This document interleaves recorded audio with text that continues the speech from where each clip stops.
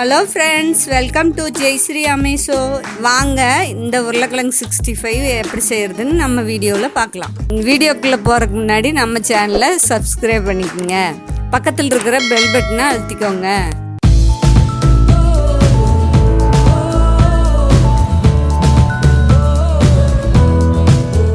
நான் 1/2 கிலோ உருளைக்கிழங்கு எடுத்து க்யூப் ஷேப் கட் பண்ணி வச்சுருக்கேன். தண்ணியில் போட்டு கழுவி எடுத்துக்கலாம். ஒரு பாத்திரத்தில் உருளைக்கிழங்கு முழுகிற அளவுக்கு தண்ணி எடுத்துக்கலாம். கட் பண்ண உருளைக்கிழங்க 4லிருந்து 5 நிமிஷம் பதம் வேக விடுங்க. வேக வைக்கும்போது தேவையான அளவு உப்பு சேர்த்துக்கோங்க. 5 நிமிஷம் கழித்து 3/4 பதம் வெந்துடுச்சான்னு பார்த்துட்டு எடுத்துருங்க. தண்ணியிலிருந்து நல்லா வடித்து வேறு பாத்திரத்துக்கு மாற்றிடுங்க. அதில் 3 ஸ்பூன் தயிர் சேர்த்துக்கோங்க.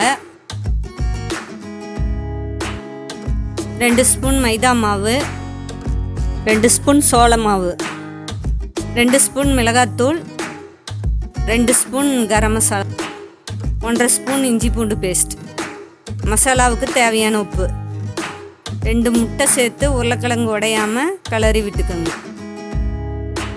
கலந்து வச்சிருக்கிற உருளைக்கிழங்க 15 நிமிஷம் ஊற விடுங்க. ஒரு கடாயை எடுத்து எண்ணெய் ஊற்றி நல்லா சூடாக்கிங்க. நம்ம தயாராக வச்சுருக்கிற உருளைக்கிழங்க துண்டு துண்டாக கொஞ்சம் கொஞ்சமாக எண்ணெயில் போட்டு ஒன்றோட ஒன்று ஒட்டாமல் நல்லா பொரித்து எடுத்துக்கோங்க. நல்லா வெந்ததுக்கப்புறம் எண்ணெயிலிருந்து எடுத்து ஒரு பாத்திரத்தில் போட்டுக்குங்க.